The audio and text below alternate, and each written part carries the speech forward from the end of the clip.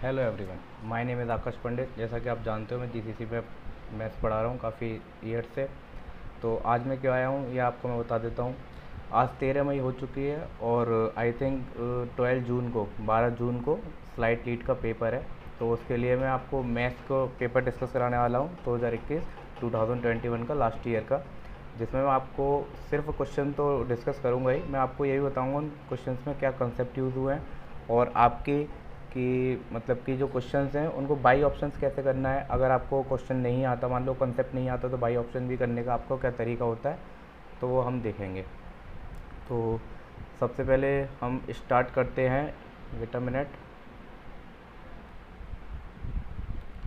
तो जैसा कि मैं बता रहा था कि स्लाइड में मैथ के एक्चुअली 20 क्वेश्चंस आते हैं और 20 क्वेश्चन डिफरेंट डिफरेंट चैप्टर से आपके लिए जाते हैं। इसमें कोई पैटर्न फिक्स नहीं रहता, पर इतना फिक्स रहता है कि हाँ कुछ सेलेक्टेड आपके टॉपिक्स होते हैं, जैसे कुछ सेलेक्टेड चैप्टर्स होते हैं, उनमें से क्वेश्चन आना ही आना है। तो ऐसे कुछ हैं। तो मैं आपको सबसे पहले बताता हूँ 2021 में किस किस टॉपिक से, किस किस चैप्टर से कितने कितने क्वेश्चन लिए गए हैं। तो सबसे पहले हम देख लेते हैं कितने क्वेश्चन लिए गए हैं। तो जैसा कि आप देख पा रहे हैं, मैंने लिख रखा है chapter wise number of question कैसे हैं। जैसे मैट्रिक्स एंड डिटर्मिनेंट, ये स्लाइड में आता ही है, 2 या 3 क्वेश्चन आते हैं, पर कभी कभी 5 भी आ जाते हैं, कभी कभी 6 भी आ जाते हैं। जैसे इस बार 6 क्वेश्चन आए थे आपके। टेक्नोमेट्री से एक आया था जो कि टेक्नोमेट्री इन्वर्स से था, और टेक्नोमेट्री इन्वर्स से वो क्वेश्चन हर बार आता है, मतलब कुछ उसमें कुछ चेंज कर देता है, मॉडिफाई कर देता है। टेन इन्वर्स से रिलेटेड क्वेश्चन आता है। हो सकता है 10th इन्वर्स से ना किसी और से आ जाए, पर ज़्यादातर 10 इन्वर्स से देखा गया।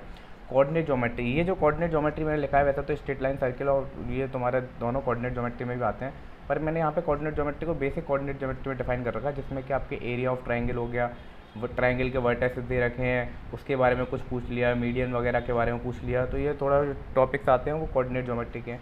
स्ट्रेट लाइन से एक क्वेश्चन लिया गया, स्ट्रेट लाइन के क्वेश्चन बिल्कुल सिंपल होते हैं। सर्कल से एक क्वेश्चन लिया गया, पैराबोला से एक क्वेश्चन लिया गया, और कंटिन्यूटी डिफरेंशियबिलिटी दोनों का एक क्वेश्चन लिया गया है, मतलब कि दोनों चेक कराने को कहा है उसमें।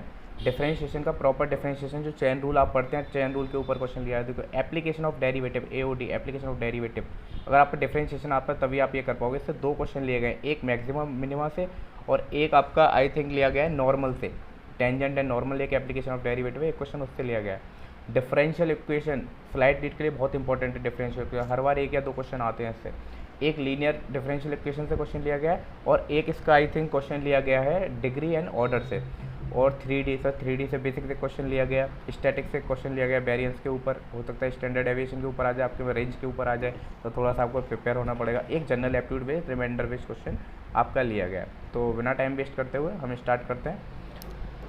देखिए भाई, सबसे पहले मैं पहले क्वेश्चन की बात करता हूँ। पहला क्वेश्चन लिया गया है एओडी से, एप्लीकेशन ऑफ डेरिवेटिव से।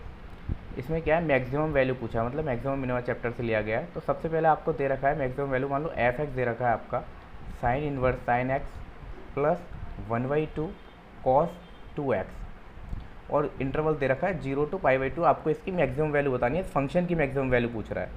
तो सबसे पहले जब भी आपसे मैक्सिमम वैल्यू पूछता है तो आप क्या करते हैं, सबसे पहले इसका फर्स्ट डेरिवेटिव निकालते हैं। For example F dash x, तो आपने जैसे एफ डैश एक्स निकाला तो साइन का डेरिवेटिव क्या होता है, साइन का डेरिवेटिव होता है कॉस एक्स, और कॉस का डेरिवेटिव क्या होता है माइनस साइन एक्स।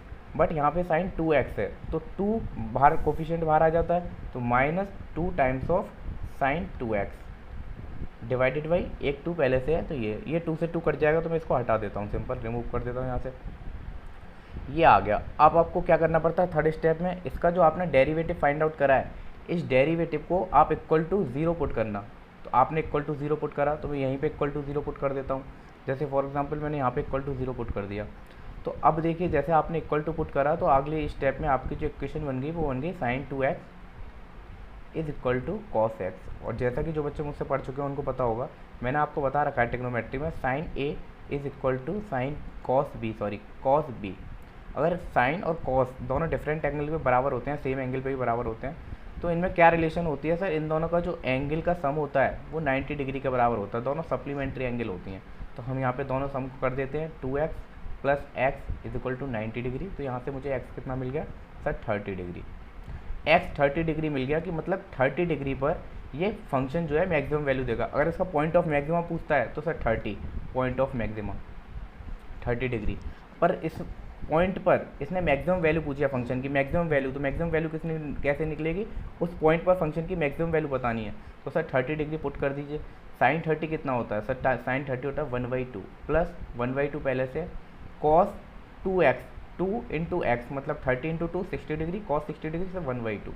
तो यहाँ से आप कैलकुलेट करिए सर, ये 1/2 हो गया, ये 1/4 हो गया, तो यहाँ से आप कैलकुलेट करिए तो 3/4 हो गया एलसीएम लेके, तो आपका सिंपल आंसर हो गया। तो आपने क्या सीखा इसमें, आपने एक कंसेप्ट तो ये सीखा। देखो भाई टेक्नोमेट्री के भले इस बार क्वेश्चन एक आया हो तो 3 क्वेश्चन भी आते हैं कभी कभार, तो आपको इतना ध्यान रखना है टेक्नोमेट्री का एक क्वेश्चन आया पर टेक्नोमेट्री की एप्लीकेशन यूज़ हो रही है यहाँ पर, टेक्नोमेट्री के फॉर्मूला यहाँ पर यूज़ हो रहे हैं, तो आपको इस चीज़ को ध्यान रखना है। और दूसरी बात सर मैक्सिमम मिनिमम कंसेप्ट में क्या है सर, एफ डैश एक्स निकालना है, उसको इक्वल टू 0 रख देना है। अब वहाँ से सिंगल पॉइंट आ रहा है तो सर मैक्सिमम ही पूछा होगा, हो सकता है मिनिमम पूछा होता तो जो सिंगल पॉइंट आ रहा है वो पॉइंट ऑफ मिनिमम दे रहा है, और सर 2 पॉइंट आते तो एक मैक्सिमम देता एक मिनिमम देता। उनको चेक करने की condition sir F double dash x निकालिए, एफ डबल डैश एक्स निकालने के बाद वो पॉइंट को सेटिस्फाई कराइए उसमें। अगर वहाँ पे एफ डबल डैश उस पॉइंट पर जैसे 30 डिग्री पर मैं चेक करता हूँ, एफ डबल डैश अगर आपका लेस देन आ जाता और ग्रेटर देन आ जाता, 2 कंडीशन हो सकती हैं, तो सर इनमें आपको चेक करना पड़ेगा कौन सा point of minimum less than वाला होता है मैक्सिमम वाला पॉइंट, और मिनिमम ग्रेटर देन वाला होता है मिनिमम पॉइंट। तो आपको ये चेक करना चाहिए, मैंने एडिशनल बता दिया थोड़ा सा, आप थोड़ा सा सर्च करेंगे तो आपको मिल जाएगा, और जो बच्चे मुझसे पढ़े उनको पता ही है। सेकंड क्वेश्चन की ओर जाते हैं। सर ये 3D से क्वेश्चन लिया गया है, ये पूछ रहा है डिस्टेंस बिटवीन द लाइन। मान लो कोई प्लेन दे रखा है, आपका कोई प्लेन दे रखा है, कोई भी प्लेन दे रखा है, तो 3D में जो प्लेन की इक्वेशन होती है वो प्लेन की इक्वेशन क्या होती है sir, ax plus B Y plus C Z plus D is equal to 0। तो सर ये इस फॉर्म में इक्वेशन दी हुई है, यहाँ पे जेड आपका 0 दिया हुआ है इसलिए जेड का कोफिशिएंट नहीं दिखाया है। और सर ये कोई पॉइंट दे रखा है, इस पॉइंट से पूछ रहा है, तो सर जब भी डिस्टेंस पूछता है तो मतलब कि परपेंडिकुलर डिस्टेंस पूछता है, क्योंकि डिस्टेंस तो बहुत सारे हो सकते हैं, ऐसे भी हो सकता है, ऐसे भी हो सकता है, ऐसे भी हो सकता है, कितने सारे डिस्टेंस हो सकते हैं, पर हमें एक पर्टिकुलर परपेंडिकुलर डिस्टेंस में, जैसे हमारा ये प्लेन है तो इस प्लेन के, ये प्लेन के परपेंडिकुलर डिस्टेंस पूछा है, और यहाँ पे ये कोई पॉइंट है इससे परपेंडिकुलर डिस्टेंस पूछा है। तो इसका फॉर्मूला आप डायरेक्ट याद कर सकते हो, जब भी आपके पास प्लेन ही होता है और आपसे कोई पॉइंट दे रखा है, जैसे मान लो ये प्लेन दे रखा है, प्लेन की इक्वेशन ये दे रखी है और पॉइंट दे रखा है, पॉइंट दे रखा है आपका मान लो a1 b1 c1, ये आपके पॉइंट दे रखे हैं, तो आपको फॉर्मूला होता है distance is equal to mod of, यहाँ पर क्या करते हैं आप x की जगह a1 को पुट करेंगे, y की जगह b1 को पुट करेंगे, और c के प्लेस पर z को, c के प्लेस पे z के प्लेस पे c1 को पुट करेंगे। तो अकॉर्डिंग टू दिस मैं इसको मॉडिफाई कर लेता हूँ, मैं इसको मॉडिफाई करके आपको दिखा देता हूँ। तो मॉडिफाई करके हमारा आएगा, ये हमारा पॉइंट दे रखा है 1,0,9, और ये हमारा प्लेन दे रखा है x plus 1 is equal to 0। और सब फॉर्मूला क्या होता है, सब फॉर्मूला होता है a जो इसका कोफिशिएंट है वो इंटू एक्स की जगह x1 वो पुट कर देना है, ये वाली वैल्यू, मान लो मैंने a1 माना है इसको, तो x1 मान लेते हैं, चलो x1 y1 z1, तो सर x की जगह x1 पुट कर देना है, y की जगह y1 पुट कर देना है, और सर z के प्लेस पर कुछ है ही नहीं है तो वो 0 रहा होगा, और सर d को d रखना है divided by under root. Sir इस प्लेन का कोफिशिएंट है ना, ये a है, ये b है, मान लेते हैं ये d है, सर c वाला तो मिसिंग है क्योंकि z वाला कोफिशिएंट c होता है, तो सर इसका फॉर्मूला होता है a square plus B square plus C square. और अगर मैं जनरल फॉर्म में लिखना चाहूँ तो यहाँ पे मैंने a x1 b y1 मैंने उसको 3 लिख दिया है, b y1 plus c z1 plus d is d upon under root a square plus B square, ये फॉर्मूला होता है हमारा जनरल। पर अब मैं अकॉर्डिंग टू क्वेश्चन लगाता हूँ, तो मैं यहाँ पे थोड़ा सा मॉडिफाई कर देता हूँ, आप कर लीजिएगा एक बार। तो फॉर्मूले में लगाऊंगा सर, इनमें ये वाले पॉइंट पुट करने हैं, x की जगह y की जगह z की जगह। सर x की जगह पुट करा 4 into 1 sir, plus 3 into y की जगह y1, सर y1 कितना देगा 0, plus sir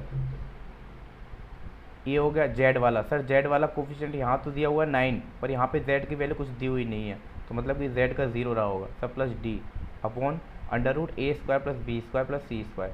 sir under root a 4 का स्क्वायर 16 प्लस 3 का स्क्वायर 9, और सर z दिया नहीं है तो उसका स्क्वायर 0, तो 0 लिखने की ज़रूरत नहीं है। तो सर ऊपर से कितना आया सर 4, और ये आया 1, सर 4 ऑफ 5 आया सर, और नीचे सर 25 का square root of 5 divided 1 divide by 1 unit, तो इसका ऑप्शन 1 यूनिट आपका दे रखा है। सर ये क्वेश्चन देखिए कंटिन्यूटी एंड डिफरेंशियबिलिटी, सर बहुत सिंपल क्वेश्चन, आपको ऑप्शन नहीं दिख रहे होंगे, थोड़े से ऑप्शन दे रखे हैं, पर इसने ये पूछा है कि x इज इक्वल टू ए पे डिफरेंशियबल होगा या कंटिन्यूस होगा, या फिर ये डिफरेंशियबल नहीं होगा सिर्फ कंटिन्यूस होगा, या फिर जी एक्स कंटिन्यूस होगा, एफ एक्स कंटिन्यूस होगा, या फिर सिंपल एक के बारे में आपको बताना है इसमें से। तो हम देख लेते हैं भाई, देखो अगर कंटिन्यूटी चेक करनी है ना, कॉन्टीन्यूस फंक्शन चेक करना है तो सिंपल मॉड, देखो मॉड लग रहा है ना, मॉड के अंदर फंक्शन कुछ भी हो कोई फ़र्क नहीं, पर मॉड के बाहर फंक्शन कुछ हुआ तो चेंज हो जाएगा। मॉड के अंदर फंक्शन है mod F x, sir F x कुछ भी हो एक्स का फंक्शन कोई फ़र्क नहीं पड़ता, तो ये हमेशा always mod function always continuous function कहलाता है। तो sir at x is equal to 0 पूछा या कि अपने डोमेन में पूछा हो, कुछ भी पूछा हो, सर कंटिन्यूस होगा। तो सर दोनों एफ एक्स जी एक्स सर कंटिन्यूस तो होंगे, तो वाई ऑप्शन आप हिट एंड ट्रायल देख सकते हो, वाई ऑप्शन से कौन सा एलिमिनेट करना है कौन सा नहीं करना। पर डिफरेंशियबिलिटी की बात होती है सर, डिफरेंशियबिलिटी की बात करनी है तो आपको थोड़ा सा ध्यान रखना पड़ेगा। सर डिफरेंशियबिलिटी की बात करते हैं तो आपको क्या करते हैं सर, मैं आपको बता देता हूँ। जैसे एक्स है सर, मॉड एक्स को ओपन कैसे करेंगे sir, x greater than equal to 0 के लिए पॉजिटिव खुलेगा और sir x less than equal to 0 के लिए माइनस एक्स खुलेगा। मैंने बता चुका हूँ क्लास में, और जो बच्चे नहीं जानते थोड़ा सा मॉड के बारे में आइडिया हो, अगर पॉजिटिव वैल्यू होती है मॉड के अंदर तो वो पॉजिटिव की साइड खोल देता है, अगर नेगेटिव वैल्यू होती है उसके अंदर तो वो एक नेगेटिव मिल के ले लेता है पहले से। क्यों? क्योंकि वो नेगेटिव कभी भी मॉड हमेशा नेगेटिव वैल्यू नहीं देता, पॉजिटिव वैल्यू देता है इसलिए। तो सर इसकी डिफरेंशियबिलिटी चेक करनी है किसी भी पॉइंट पे, जैसे उस क्वेश्चन में एक्स इक्वल टू 0 पे कराया, आपने देखा होगा 0 पे करा रहा है, तो सर सबसे पहले इसका एक डिफरेंशिएट निकाल दीजिए। ये कब करना है? जब आपको पीस वाइज इंटरवल में दे रखा हो, मतलब फंक्शन 2 पीस में दे रखा है सर, 3 में भी दे सकता है, पीस वाइज डिवाइड कर रखा है, ग्रेटर देन के लिए इतना और लेस देन के लिए इतना। तो सर आपका एफ टेस्ट निकालेंगे तो सर कितना आएगा सर 1 और ये -1, सर 1 और -1। जैसे ही आपने ये निकाला तो सर इसमें दो चीज़ होती हैं, L H D is equal to R H D is equal to finite. Sir अगर ये कंडीशन होती है डिफरेंशिएबल होता है उस पॉइंट पर, अदरवाइज नहीं होता है। एल एच डी मतलब सर लेफ्ट हैंड लिमिट, तो सर लेफ्ट हैंड लिमिट देखेंगे, left hand derivative, sorry left hand limit वो कंटिन्यूटी में होता है, और सर राइट हैंड डेरिवेटिव, तो सर लेफ्ट हैंड डेरिवेटिव मतलब 0 प्लस, लेफ्ट हैंड डेरिवेटिव मतलब 0 माइनस, तो 0 माइनस सर किस में इंटरवल में आएगा सर, इसमें आएगा। तो मतलब कि सर -1 दे रहा है, और are H D sir 0 plus मतलब कि यहाँ पे दे रहा है सर, दोनों की वैल्यू बराबर नहीं आ रही, एक की आ रही है 1, एक की आ रही है -1, नॉट इक्वल टू, मतलब एफ ऑफ एक्स जो है वो डिफरेंशिएबल नहीं है at x is equal to 0 पर। अदरवाइज आपको थोड़ी सी नॉलेज होती ना मॉड की, तो मॉड जो फंक्शन होता है ना, मॉड एक्स माइनस कुछ भी हो सर, यहाँ पे जो x की वैल्यू यहाँ पर 0 बनती है उस पॉइंट पर डिफरेंशिएबल कभी नहीं होता। फॉर एग्जांपल x-4 होता, इसको डिफरेंशियलिटी पूछ लेता, तो सर x-4 कहाँ पर 0 होगा सर, x-4 4 पर 0 होगा, तो ये 4 पर डिफरेंशिएबल नहीं होगा, अदरवाइज सारी डोमेन में सारे पॉइंट पर ये डिफरेंशिएबल होगा। क्यों? क्योंकि अगर मॉड 4x का ग्राफ देखें तो सर कैसा आता है, मॉड का वी शेप ग्राफ होता है सर, 4 पॉइंट पे, ये 4 पे क्या देगा सर, 4 पे शार्प एज देगा, और शार्प एज पे डिफरेंशियबिलिटी नहीं होती, डिफरेंशिएबल नहीं होता फंक्शन, क्योंकि शार्प एज पे डिफरेंशिएबल क्या करते हैं हम, एक तरीके से स्लोप देखते हैं, उसका स्लोप कितना आ रहा है, तो स्लोप उस पॉइंट पे डिफाइन नहीं होता शार्प एज पे, तो इसलिए इसकी डिफरेंशियबिलिटी यहाँ पे 0 होती है। सर ऐसे ही अगर मैं आपको इसी में चेक करके दिखा दूँ दूसरे फंक्शन के लिए, जो कि हमारा देखा मॉड वाला, मॉड एक्स क्यू वाला, तो सर एक्स क्यू का ध्यान रखिएगा सर, यहाँ पे डायरेक्ट 0 पुट करेंगे तो बहुत सारे पॉइंट आएंगे, हो सकता है और पॉइंट पे भी 3 पॉइंट आएंगे, 3 पॉइंट हमें पता नहीं, एक तो हम 0 मान सकते हैं। तो सर यहाँ पे एक बार चेक करिए, ये सिंपल x ये वाली चीज़ करना, अगर इक्वल टू 0 वाला x माइनस ए या फिर x प्लस ए की फॉर्मेट में हो कुछ, और कुछ पावर लगी हो तो सिंपल जैसा बता रहा हूँ वैसे करिएगा। तो sir mod x greater than 0 होगा तो एक्स क्यू के साथ खुलेगा, और माइनस एक्स क्यू के साथ खुलेगा जब लेस देन 0। सब फर्स्ट डेरिवेटिव निकाल दीजिए, फर्स्ट डेरिवेटिव निकाल दिया तो सर 3x² माइनस 3x², और सर ये ऐसे ही रहेगा। अब क्या करना है सर, किस पॉइंट पे पूछा, 0 पे पूछा ना, तो सर 0 पुट कर दीजिए x की जगह, 0 पुट करा तो सर ये 0 हो गया, ये 0 पुट करा 0 हो गया, सर 0 बराबर 0, एल एच डी बराबर आर एच डी, और फाइनाइट के बराबर फाइनाइट 0 फाइनाइट क्वांटिटी होती है, तो मतलब कि सर ये डिफरेंशिएबल है at x is equal to 0। तो मतलब क्या हुआ सर, दोनों फंक्शन कंटिन्यूस तो एक्स इक्वल टू 0 पे, पर सर डिफरेंशिएबल ये वाला है सिर्फ, और ये डिफरेंशिएबल नहीं है। तो थोड़ा सा आप फॉर्मेट याद रखना, और थोड़ा सा क्वेश्चन देख लेना, एनसीईआरटी लगा लेना डिफरेंशिएबिलिटी के ऊपर, कंटिन्यूटी के भी ऊपर, तो एनसीईआरटी से भी क्वेश्चन डायरेक्ट हो जाते हैं, अदरवाइज उनके कंसेप्ट बेसिक कंसेप्ट तो आपको पता होना चाहिए। सर अगले क्वेश्चन की बात करता हूँ मैं, अगले क्वेश्चन की जैसे मैं बात करता हूँ, तो अगला क्वेश्चन आता है आपका डिफरेंशिएशन से, प्योर डिफरेंशिएशन, चैन रूल का क्वेश्चन है सर, थोड़ी सी टेक्नोमेट्री की भी एप्लीकेशन है, अदरवाइज क्या करना है सर, dy/dx निकालना है at X equal to π/2। Sir ये y दे रखा है, इसका डिफरेंशिएट करना है, तो सर कैसे करना है सर, सबसे पहले कौन सा फंक्शन आ रहा है, log। सर log का डिफरेंशिएशन क्या होता है, अगर x होता तो सर 1/x होता, अगर सर log की जगह f ऑफ x होता तो सर डिफरेंशिएशन क्या होता, 1/f ऑफ x, और जो फंक्शन है f ऑफ x का according to chain rule sir उसका भी डिफरेंशिएशन होता। तो सर यहाँ पे क्या दे रखा है, log रूट 10x, तो सर log का डिफरेंशिएशन, ये f(x) है तो पूरा f(x) नीचे आ गया, और सर अगला फंक्शन ध्यान रखिए, सबसे पहले रूट आ रहा है, तो रूट का differentiation according to chain rule, पहले लॉग आया देन रूट आया देन 10 आ रहा है, तो बच्चे रूट वाला मिस कर देते हैं, तो रूट वाला ध्यान रखना। रूट का होता है, रूट एक्स का डिफरेंशिएशन होता है, अगर आप निकाल के देख लीजिए 1/2 रूट एक्स, अदरवाइज आपको याद होना चाहिए। रूट एक्स का होता है 1/रूट एक्स, सर एक्स की अगर 10 है तो 10 डाल देंगे, 1/2 रूट 10x, और सर देन अगला फंक्शन आ रहा है 10, तो 10 का होता है सेक स्क्वायर एक्स। तो सर ये 10 मिलके क्या बन गया सर, ऊपर हो गया सेक स्क्वायर एक्स, नीचे हो गया 2 और ये हो गया 10 रूट एक्स 10x। सर आप इसको कॉस में कन्वर्ट कर लीजिए, साइन में कन्वर्ट कर लीजिए, अदरवाइज यहाँ पे डिफाइन कर रखना एक्स इजिकल टू π/4 पर वैल्यू बताइए, तो सर सेक π/4, सर कॉस π/4 होता है 1/√2, तो सेक कितना होगा उसका रिवर्स √2, तो √2 का स्क्वायर दे रखा है सर 2 डिवाइड बाई 2, और सर 10 π/2 कितना होता है सर 1 होता है, सर 2 से 2 कट गया, आंसर 1 आ गया। Sir simple question according to chain rule करना है बस। सर फिफ्थ क्वेश्चन वेरिएंस का क्वेश्चन है सर, थोड़ा सा कैलकुलेटिव है ये वाला क्वेश्चन, स्टैटिक्स का लिया हुआ क्वेश्चन है। तो इसका फॉर्मूला होता है वेरिएंस का, जिसको डिनोट करते हैं सिग्मा स्क्वायर से। अगर मैं इस वेरिएंस का स्क्वायर ले लूँ, अंडर रूट ले लूँ, तो ये सर स्टैंडर्ड डेविएशन के बराबर होता है, जो कि हम सिग्मा से डिनोट करते हैं। पर उस बार सिग्मा के ऊपर क्वेश्चन नहीं आया, स्टैंडर्ड वेरिएंस के ऊपर आया, तो सर ये फॉर्मूला याद रखिएगा। सर ये क्या कह रहा है, जो भी नंबर दे रखे हैं उनके स्क्वायर का sum divide by total number, N क्या है टोटल नंबर, और एक्स बार क्या है सर मीन दिखाता है सर, ये नंबर्स का मीन और उसका स्क्वायर लेना है। सर 50 फर्स्ट 50 और E1 है सर, E1 सर कहाँ से स्टार्ट होते हैं 2 से 4, और सर फर्स्ट 50 सर 100 तक जाएगा, क्योंकि एक एक नंबर मिसिंग है तो 100 तक जाएगा, अदरवाइज आप थोड़ी सी जनरल नॉलेज अपनी जनरल थिंग्स लगाइए, थोड़ा सा आप कर पाएंगे। APGP से भी निकाल सकते हो किससे टोटल नंबर कितने आएंगे, अदरवाइज 50 नहीं दे रखा कुछ और दे रखा, तो आप 2 से मल्टीप्लाई करके 50 का, सर 2 से स्टार्ट होता है 50 सर 50 नंबर 100 तक जाएगा, ऐसे भी थोड़ा सा अंदाज़ा लगा सकते हैं। ये सीरीज़ बनेगी सर। अब इस सीरीज़ का वेरिएंस निकालना है सर, नेचुरल नंबर की बात कर रहे हैं तो नेचुरल नंबर 0 से स्टार्ट होते हैं, वो सॉरी 1 से स्टार्ट होते हैं, और सर 1 के बाद इवन पहला कौन सा होता है 2 होता है, तो नेचुरल इवन नंबर सर ये आ गया।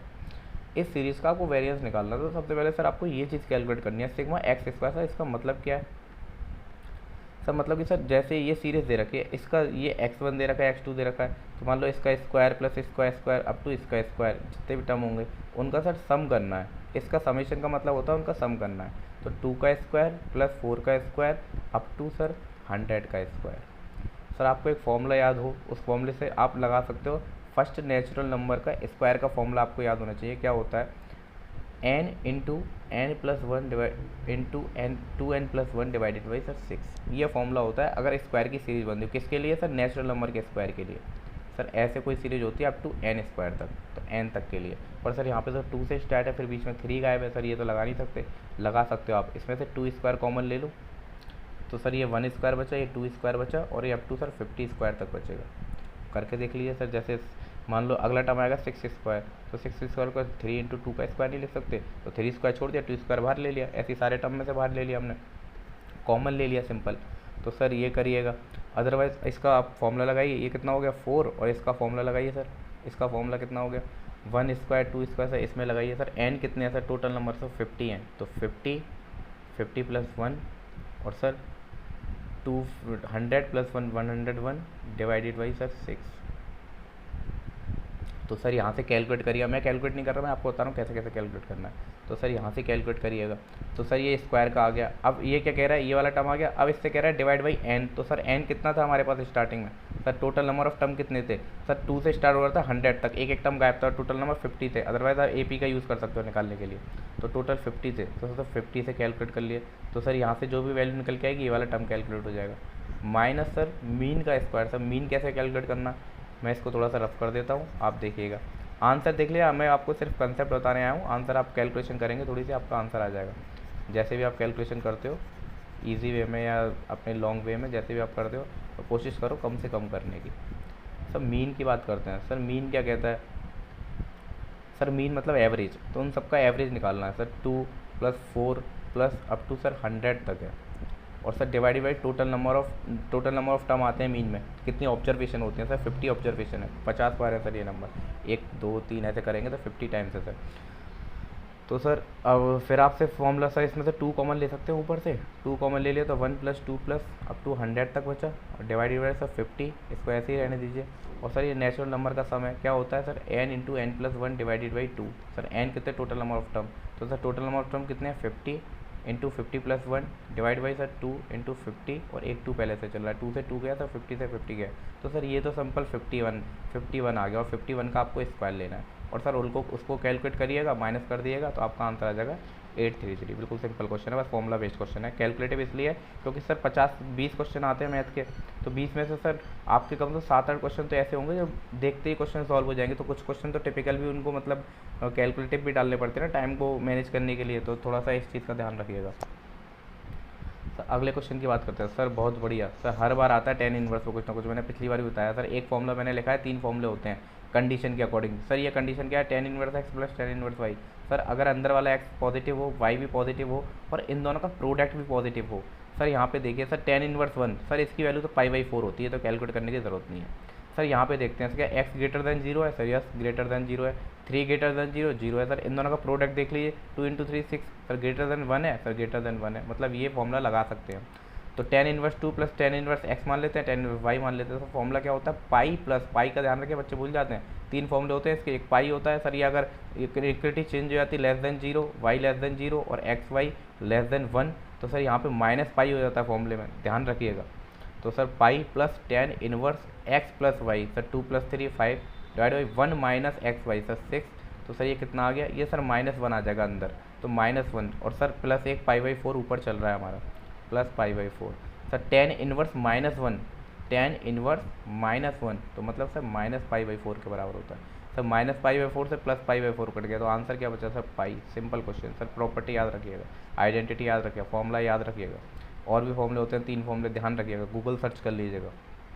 अदरवाइज़ मेरी पुरानी लीड की वीडियो देखोगे स्लाइड 2020 वाले की, हो सकता है मैंने उसमें फॉर्मूले 3 और बताए हों आपको, तो देखिएगा स्लाइड 2020 का भी डिस्कस कर रखा है, IP लीड 2021 का भी डिस्कस कर रखा है, तो थोड़ा सा आप ध्यान रखिएगा।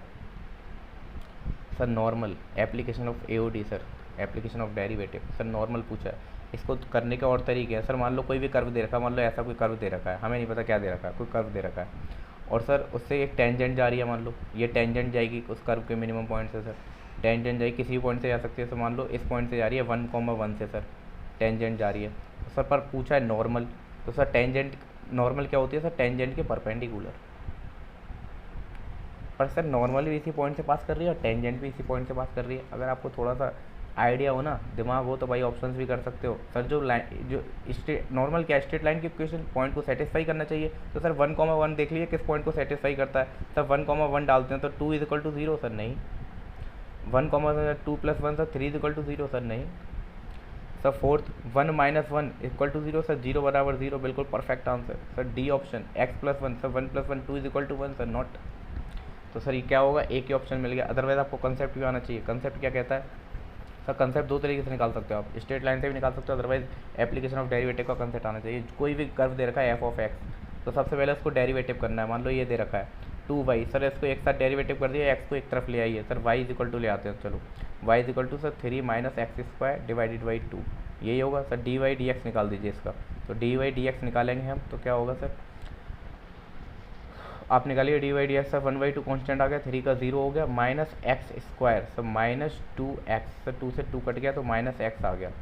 सर ये क्या हो गया सर, ये अगर ये स्लोप निकल के आया है और सर स्लोप टेंजेंट का पूछा है, किस पॉइंट पे पूछा है, तो m(t) सर किस पॉइंट पे पूछा है, तो 1,1 पे। सर x की वैल्यू 1 और y की 1 डालिए, सर y तो है नहीं, तो x की वैल्यू 1, तो -1। सर स्लोप ऑफ टेंजेंट क्या आ गया, -1। और सर एक दूसरे के परपेंडिकुलर होते हैं, तो आप यहाँ से 2 लाइन परपेंडिकुलर होते हैं, उनके स्लोप में क्या रिलेशन होती है, m(t) × m(normal) = -1। सर ये -1 दे रखा है, तो स्लोप ऑफ नॉर्मल कितना हो गया सर, +1।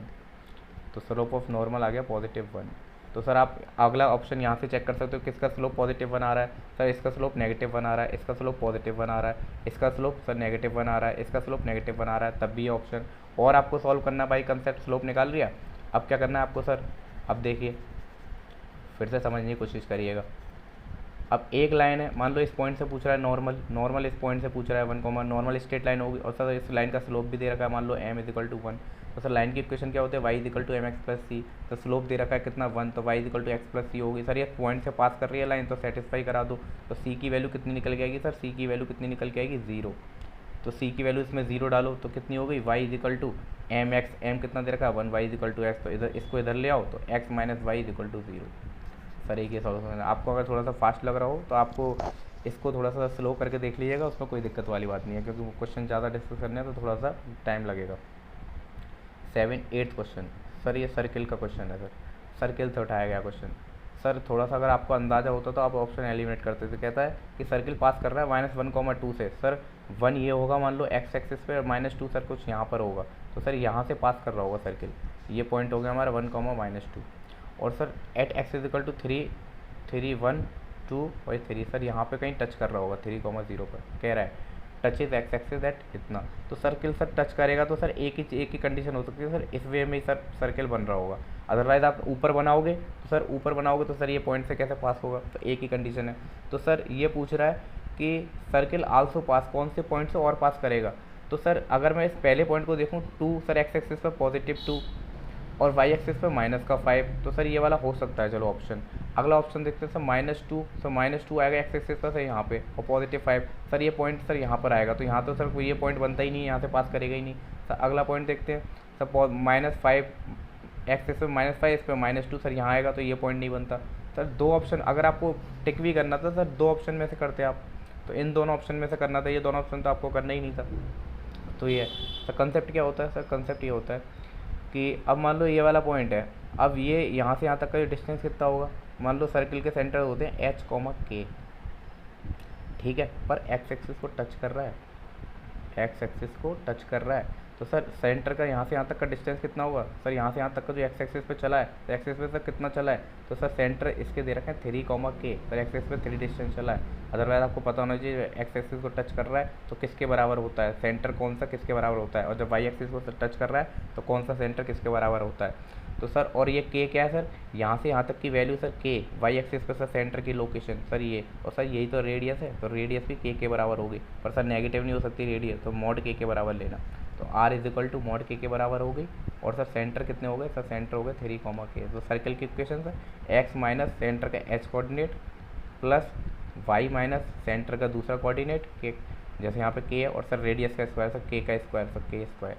अब सर ये सर्किल है, अब इस पॉइंट से सेटिस्फाई भी कर रहा है, पास कर रहा है, तो सर सेटिस्फाई करेगा इस पॉइंट को 1, -2 को। तो सर 1, -2 को करेगा, तो मैं यहाँ पे थोड़ा सा कर देता हूँ कैलकुलेशन। सब 1 डालिए एक्स की जगह 1 डाला, 1 -2, तो -2 का whole square sir 4, plus sir y की जगह -2 डालिए, -1 -2 का whole square is equal to K square. तो यहाँ से आप K को सॉल्व करेंगे तो सर -2 निकल के आएगा। K की वैल्यू जैसे ही -2 निकल के आई, तो सर आपको क्या करना है, यहाँ पे K की वैल्यू डाल लेनी है। K की वैल्यू सर डाल लेनी है -2, तो ये +2 हो जाएगा -2, और सर ये 4 हो जाएगा। अब सर बस आपको क्या करना है, ये सर्किल की इक्वेशन निकल के आ गई, इसमें बस K ही अननोन था, K की वैल्यू निकाल ली हमने कैलकुलेशन करके, सर्किल की इक्वेशन निकल के आ गई। सर अब इन दोनों पॉइंट में से सेटिस्फाई करा लो, जो पॉइंट सेटिस्फाई करेगा वही आंसर। सर सेटिस्फाई करा लीजिए। 5 माइनस सर 3, सर 2 का square 4, plus sir -2 + 2 0 is equal to 4, sir satisfy कर रहा है। ये वाला पॉइंट नहीं सेटिस्फाई करेगा, चेक कर लेना। Sir next question, sir oral question है, बच्चा गलत करके आया इसको, जिस बच्चे ने करा है। सर क्या कह रहा है, सर आपको थोड़ा सा अंदाजा होना चाहिए, स्क्वायर मैट्रिक्स कह रहा है और इवन ऑर्डर कह रहा है। तो सर सबसे छोटी स्क्वायर मैट्रिक्स इवन ऑर्डर की 2/2 की होती है, 2 नंबर इवन है, और सर स्क्वायर मैट्रिक्स दोनों बराबर होंगे, रो और कॉलम। तो सर ऐसा एलिमेंट मान लीजिए, चलो एक मैट्रिक्स होती है, मैं आपको थोड़ा सा और डिफाइन कर देता हूँ। सर ये पहला एलिमेंट 1 1 होता है, दूसरा एलिमेंट A12 होता है, सर ये सेकंड रो फर्स्ट कॉलम, और सर ये सेकंड रो सेकंड कॉलम। तो सर ये मान लेते हैं 2/2 की मैट्रिक्स इवन है। सर इसमें डिफाइन कर रखा है एलिमेंट को आपको ये मानना है।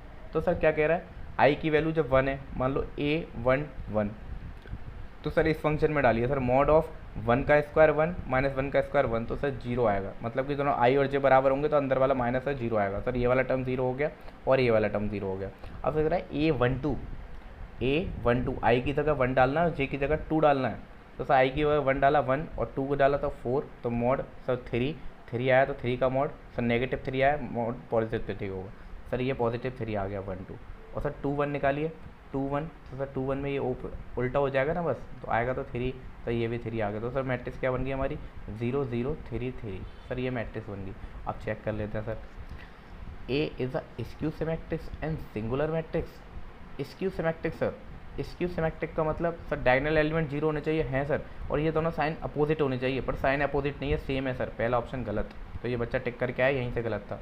सर सिमेट्रिक मैट्रिक्स और सिंगुलर मैट्रिक्स, सर सिमेट्रिक के लिए सर ये दोनों सेम एलिमेंट होने चाहिए, सेम है, इस सिंगुलर मैट्रिक्स नहीं सर, इसका डिटरमिनेंट निकालिए। सिंगुलर मतलब determinant not equal to zero, पर इसका नॉट इक्वल टू जीरो है, तो सर ये ऑप्शन भी नहीं हो सकता। Sir has a non zero diagonal element, diagonal element sir zero है और ये कह रहा है नॉन जीरो, सर ये ऑप्शन भी नहीं हो सकता। कौन सा ऑप्शन हो सकता है सर? D option. तो ऐसे क्वेश्चन को ऐसे ही करिएगा, कोई कंडीशन दे रखी होगी, यहाँ पे करना आता ही है 1 1 1 2 या 3 1 3 2, अगर 3 की देता तो आपको 3 का करना पड़ता। हर बार ऐसा एक क्वेश्चन आता है, ध्यान रखिएगा। अगला question, sir if the perpendicular to the line इतना इतना, सर कह रहा है स्ट्रेट लाइन है, मान लो 2x minus 3y plus 17 is equal to 0, ये स्ट्रेट लाइन है। अब कह रहा है if the straight line is perpendicular to the line, एक उस लाइन के परपेंडिकुलर है जो इन दोनों से पास हो रहा है। मान लो ये दोनों कोई ऐसे रहे होंगे, हमने एक रफ डायग्राम बना लिया 15, C, सर ऐसा रहा होगा और ये दोनों एक दूसरे के लाइन परपेंडिकुलर है। तो सर परपेंडिकुलर की कंडीशन क्या होती है सर? जो इसका स्लोप होगा उसके रिवर्स में नेगेटिव होगा। सर इसका स्लोप कितना है? सर ऐसी कोई लाइन इक्वेशन होती है ax plus by plus c is equal to 0, ऐसी कोई इक्वेशन होती है इस फॉर्मेट में। तो इसका स्लोप कितना होता है सर? x का कोफिशिएंट माइनस के साथ और सर y का कोफिशिएंट a y v, तो सर इसका कोफिशिएंट देखते हैं -2/-3, सर 2/3। तो सर इसके परपेंडिकुलर लाइन का स्लोप क्या होगा सर? माइनस का 3/2, सर नेगेटिव उल्टा हो जाता है साइन और ये रिवर्स हो जाता है ऑर्डर, तो माइनस का 3/2। और सर इसका स्लोप निकाल लीजिए आप। स्लोप कैसे निकलेंगे सर? स्लोप निकाल लीजिए c minus 17 divided by y2 minus y1 वाला वही फॉर्मूला लगाना है आपको, x2 minus x1, c minus 17 और 15 माइनस 7 8, मैं डायरेक्ट लिख देता हूँ, माइनस का 3/2, सर ये 2 से 4 बार कट गया, ये 12 हो गया, तो c minus 17 is equal to minus का 12 और sir c is equal to minus 12 plus 17, sir 5 आ गया, c is equal to 5। Sir c की वैल्यू पूछिए, c इज इक्वल टू 5, बहुत बढ़िया, c is equal to 5 sir ये रहा। तो 11th की बात करते हैं सर, दोनों मैट्रिक्स से उठाए गए। Sir A is a skew symmetric matrix, sir कोई भी स्क्यू सिमेट्रिक मैट्रिक्स होती है, स्क्यू सिमेट्रिक मैट्रिक्स ए कोई भी स्क्यू सिमेट्रिक मैट्रिक्स होती है और उसका सर ऑड ऑर्डर मतलब 1 इंटू 1 की हो, 3 इंटू 3 की हो, 5 इंटू 5 की हो, 7 इंटू 7 की हो, और सर स्क्वायर तो होना पड़ता है सर, इसकी सिमेट्रिक मैट्रिक्स पूछा, स्क्वायर मैट्रिक्स तो होगी। और सर उसके इसके सिमेट्रिक मैट्रिक्स सारे डायगोनल एलिमेंट जीरो होते हैं और यहाँ पे सर जो होता है उनकी रेप्लिका होती है नेगेटिव साइन के साथ, उल्टा अपोजिट साइन के साथ, पॉजिटिव है तो नेगेटिव, नेगेटिव तो पॉजिटिव ऑफ डायगोनल एलिमेंट। पर आपको सर पॉइंट क्या याद रखना है? आपको पॉइंट इतना से याद रखना है, जैसे मैं हर बार बताते ही हूँ बच्चों को, और जिन बच्चों ने पढ़ा होगा वो करके आए हैं, जैसे करके भी आया है ये बच्चा। A is skew symmetric matrix of order 7, sir order कितना है सर?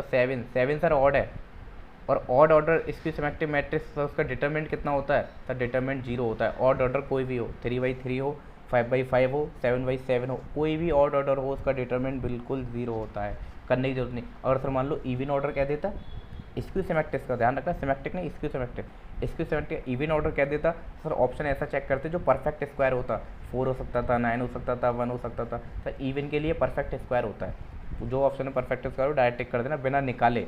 निकाल के देखोगे तो अलग बात है, बिना निकाले कर सकते हो आप। सर ये डायरेक्ट प्रॉपर्टी है। कोई भी दो नॉन सिंगुलर मैट्रिक्स होंगी, मतलब जिनका डिटरमिनेंट 0 ना हो, तो उनका सर एडजॉइंट निकालेंगे ए इंटू बी। सर इसके अगर एक साथ मल्टीप्लाई करो ए और बी को, देन एडजॉइंट निकालो, उससे अच्छा है सर इन दोनों को इंडिविजुअल एडजॉइंट निकाल लो, इनका इंडिविजुअल, और सर उल्टा रिवर्स ऑर्डर में इनको मल्टीप्लाई कर दो, सर ये बराबर होती है। सर ए इंटू बी अगर जब भी इसको ओपन करना हो तो सर पहले एडजॉइंट ऑफ सेकंड वाली का आता है इंटू एडजॉइंट ऑफ फर्स्ट वाली का आता है। आपको प्रॉपर्टी डायरेक्ट याद रखनी, प्रॉपर्टी हर साल कराते हैं। सर ये क्वेश्चन एप्टीट्यूड का क्वेश्चन है, एक तरीके से देखा जाए तो मैथ में डाल दिया एप्टीट्यूड का क्वेश्चन। सर एक चीज़ मुझे बताइए, जैसे मेरे पास लिखा हुआ है 13 इंटू 9 इंटू 10 और पूछा डिविजिबल बाई 13, तो सर ये 13 से डिविजिबल होगा? क्योंकि सर 13 से 13 कट गया, ये बच गया, तो कोई चक्कर नहीं है सर, डिविजिबल तो है ना 13 से ये नंबर, जो भी नंबर होगा। तो सर ये कंसेप्ट का थोड़ा सा यूज़ करना है। सर फैक्टोरियल आप में आना चाहिए। सर 1 फैक्टोरियल क्या होता है सर? 1। 2 फैक्टोरियल क्या होता है सर? 1 इंटू 2। सर 3 फैक्टोरियल क्या होता है? 1 इंटू 2 इंटू 3। और सर 4 फैक्टोरियल क्या होता है? 4 इंटू 3 इंटू 2 इंटू 1। सर उस नंबर से लेके 1 तक जाना होता है। Sir 5 factorial 5 into 4 into 3। Sir ऐसे ही अप टू सर 12 फैक्टोरियल कितना होगा? 12 इंटू 11 अप टू 1 तक। Sir divided by 12, divisible by 12 मतलब डिवाइड बाई 12। तो सर आप देखेंगे 4 इंटू 3, सर मतलब 4 फैक्टोरियल में 12 छुपा हुआ है, सर 12 से डिविजिबल होगा। सर 5 फैक्टोरियल में 12 छुपा हुआ है, 12 से डिविजिबल होगा। तो 4 फैक्टोरियल से जितने भी आगे छुपे हुए हैं सर 4 फैक्टोरियल, सर 5 फैक्टोरियल में 4 फैक्टोरियल छुपा होता है, 6 फैक्टोरियल में 4 फैक्टोरियल छुपा होता है। तो सर ये तो सब डिविजिबल बाई 12 होंगे। सर बात करते हैं इनकी, तो सर ये कितना हो गया 1 प्लस सर ये कितना हो गया 2, ये कितना हो गया 6, ये डिविजिबल बाई 12 मतलब कि 9 डिविजिबल बाई 12 है? नहीं है सर। अगर इसका रिमाइंडर पूछ रहा है तो सर अगर नीचे बड़ी डिजिट लिखी हो ऊपर छोटी डिजिट लिखी हो तो सर वो छोटी डिजिट ही रिमाइंडर हो जाता है। तो सर रिमाइंडर 9 जनरल क्वेश्चन था। सर ये फिर से कैलकुलेटिव क्वेश्चन दिया हुआ है तो आप इसमें क्या करिएगा, आप ऐसा तो नहीं आप पूरा ए क्यू निकालेंगे, देन आप इसका 6a² निकालेंगे, देन 7a निकालेंगे। भाई ऑप्शन जाना है क्योंकि ऑप्शन में पूछ रहा है कौन सी सेटिस्फाई कर रही है। तो आप क्या करिएगा, एक एक एलिमेंट के लिए कैलकुलेशन करिएगा। मान लो ए क्यू कैलकुलेट करना है, तो इसका एक एलिमेंट मान लो इस वाले से ये तीनों में मल्टीप्लाई करूँगा, फर्स्ट रो से जब ये तीनों में मल्टीप्लाई करूँगा तो पहला एलिमेंट आएगा उसका, मान लो ये 1 0 2 0 2 0 2 1 3। तो जैसे मैं सबसे पहले a² निकालूंगा, तो a² निकालने के लिए सर इसको इससे मल्टीप्लाई करूँगा 1, और सर ये 0 और ये 4 सब 5 हो जाएगा।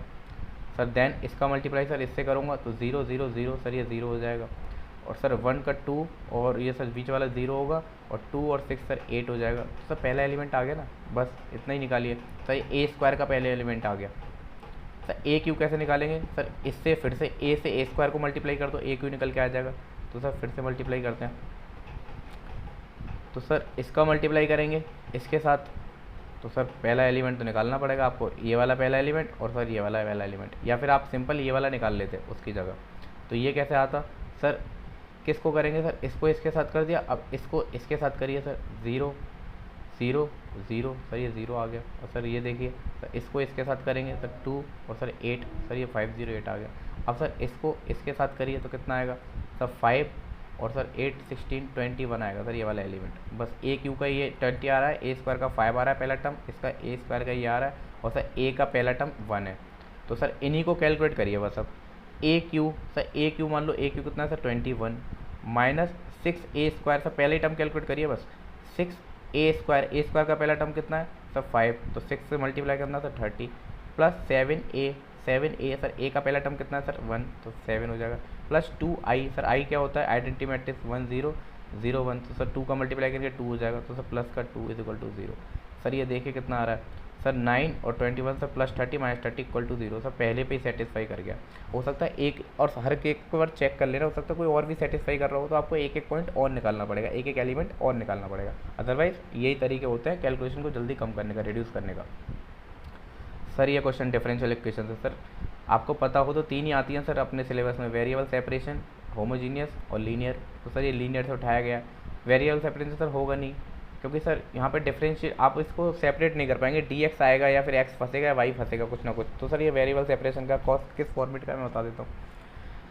सबसे पहले इसको थोड़ा सा अरेंज कर लेते हैं सर, पूरी इक्वेशन को dx से डिवाइड और ex से डिवाइड कर देते हैं सर। ex से डिवाइड करेंगे तो ex कट गया, और dx से डिवाइड करेंगे dx आ गया, प्लस सर ये dx इसके साथ मल्टीप्लाई है और dx ex से हम डिवाइड कर रहे हैं तो सिंपल y बचेगा सर।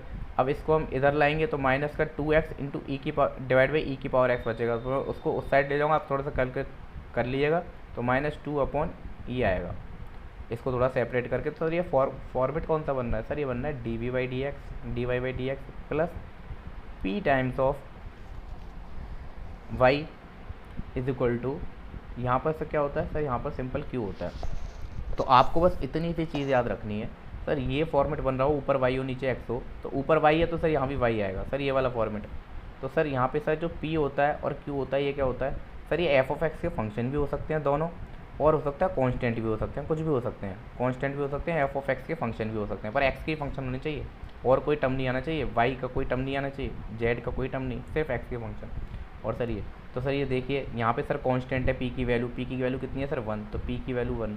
सर q की वैल्यू सर ये पूरी x का फंक्शन है ना सर, तो q की वैल्यू कितनी हो गई -2/e⁻x। सर अब इस इक्वेशन का डायरेक्ट सॉल्यूशन होता है, सॉल्यूशन क्या होता है मैं थोड़ा सा दिखा देता हूँ आपको।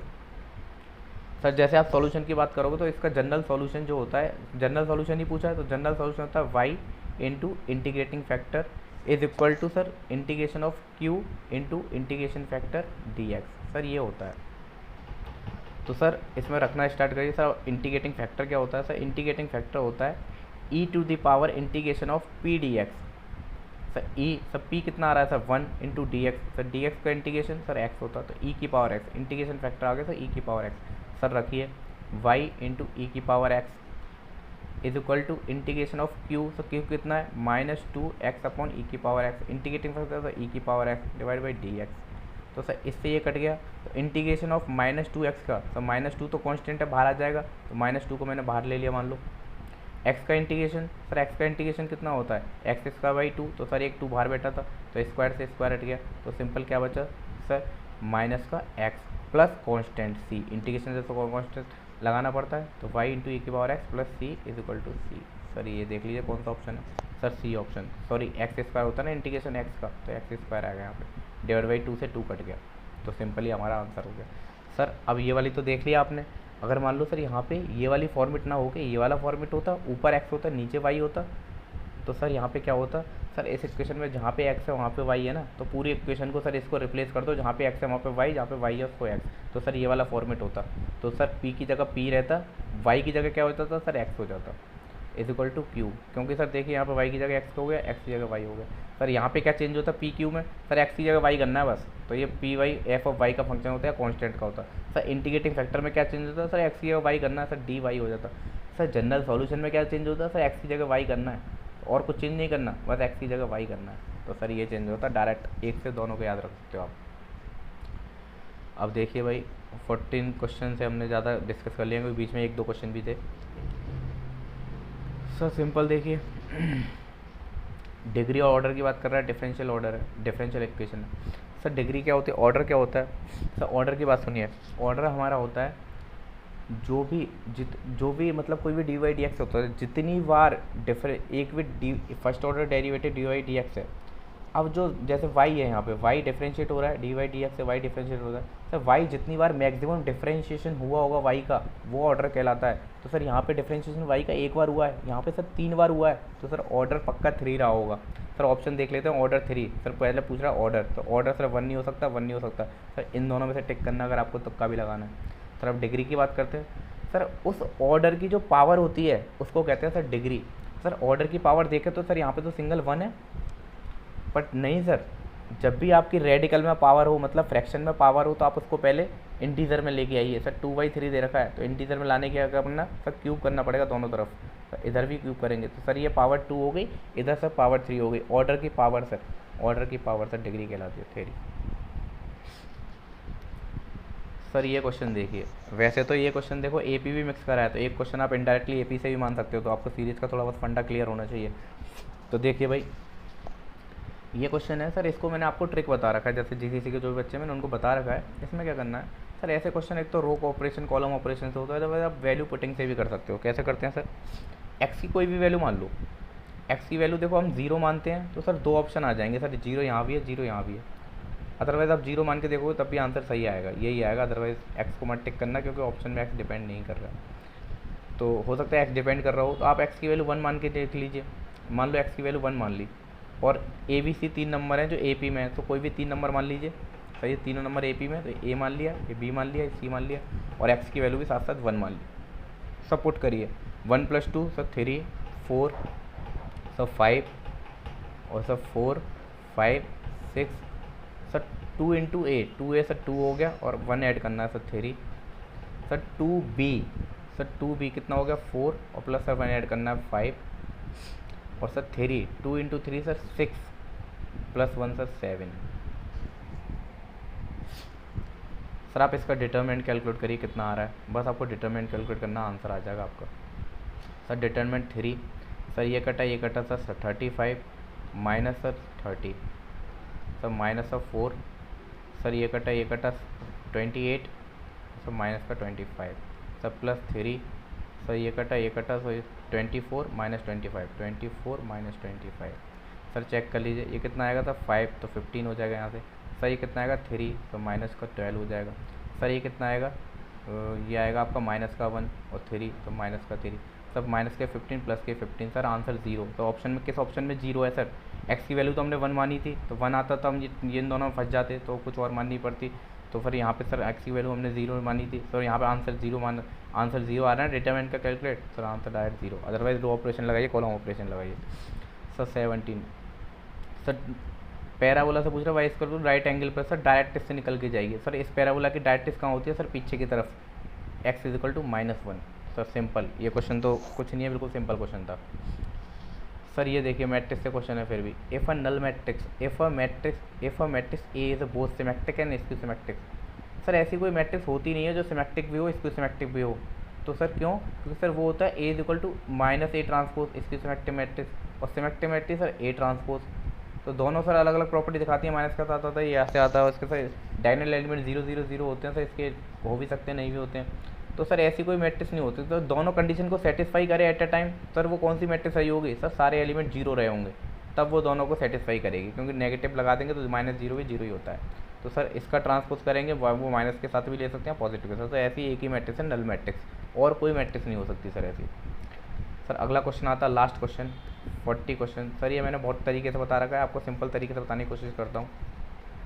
जब भी वर्टेक्स और ट्राइंगल दे रखे हों तो क्या करना है आपको, ऐसा लगाना है, एरिया निकालना है ना आपको। तो हाफ होता है, एरिया क्या होता है सर, ये एक्स कोऑर्डिनेट 2 रख लिया, इसका एक्स कोऑर्डिनेट सर 1 रख लिया, इसका एक्स कोऑर्डिनेट 10 रख लिया, और सब पहले वाले को फिर से रिपीट कर दिया।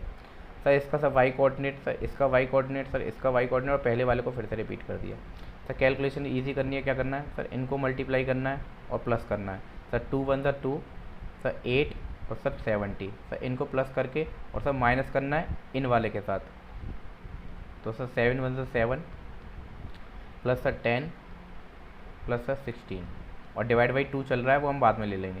सर ये कितना हो गया सर, ये 10 80 हो गया, और सर माइनस ये कितना हो गया सर 16, और सर 10 और 26, और सर ये कितना हो गया 26 और 7 सर 33।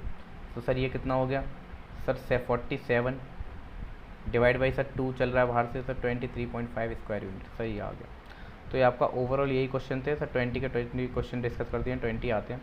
सर क्या करिएगा सर, सबसे पहले आप ये काम करिएगा कि आप देखिएगा कि कौन से मतलब लास्ट के 3-4 साल के क्वेश्चन उठाइएगा, पेपर उठाइएगा, और उनमें बस ये देखिएगा कि किस चैप्टर से कितना लिया गया है, मैट्रिक डिटरमिनेंट से कितना लिया गया है, इन्वर्स से कितना लिया गया। थोड़ा सा आप एनालिसिस कर सकते हैं खुद से, और सर उनके टॉपिक देखिएगा किस टॉपिक से कितना उठाया गया है। हो सकता है एक पर्टिकुलर टॉपिक से ही आ रहे हों हर बार क्वेश्चन, जैसे डिफरेंशियल इक्वेशन शायद लीनियर से ही आ रहे हों या वेरिएबल सेपरेशन से आ रहे हों। सर कंटिन्यूटी में सिंपल 2 ही टाइप के क्वेश्चन होते हैं, एक तो कंटिन्यूटी चेक करने के लिए, या फिर ये पूछ लिया कंटिन्यूस है कि नहीं। तो बस सिंपल से 2 टाइप के क्वेश्चन करने हैं sir. Straight line sir by option कर सकते हैं, सर्किल का इस बार क्वेश्चन दिया था कि बाई ऑप्शन नहीं हो पाया था, तो सर्किल के क्वेश्चन ऐसे आते हैं बाई ऑप्शन कर सकते हैं सेटिस्फाई करा के। अदरवाइज सर स्ट्रेट लाइन के ऑप्शन बाई ऑप्शन से डायरेक्ट कर सकते हैं आप। कोऑर्डिनेट ज्योमेट्री के भी सिंपल क्वेश्चन होते हैं। एओडी सर 3-4 एप्लीकेशन ही पढ़नी है आपको स्लाइड के लिए। प्रोबेबिलिटी सर है नहीं है, परमुटेशन कॉम्बिनेशन का इस बार क्वेश्चन नहीं आया था, हो सकता है परमुटेशन क्वेश्चन का इस बार आए, क्योंकि इस बार नहीं आया था, तो इस बार परमुटेशन कॉम्बिनेशन का आएगा। स्टेटमेंट वाला क्वेश्चन आज तक नहीं आया स्लाइड में, तो सिंपल न्यूमेरिकल बेस्ड आया है, हो सकता है इस बार उसके ऊपर भी आ जाए, तो थोड़ा सा ध्यान रखिएगा। थैंक यू एवरीवन, और वीडियो अच्छी लगी हो तो फीडबैक जरूर दीजिएगा। Thank you everyone.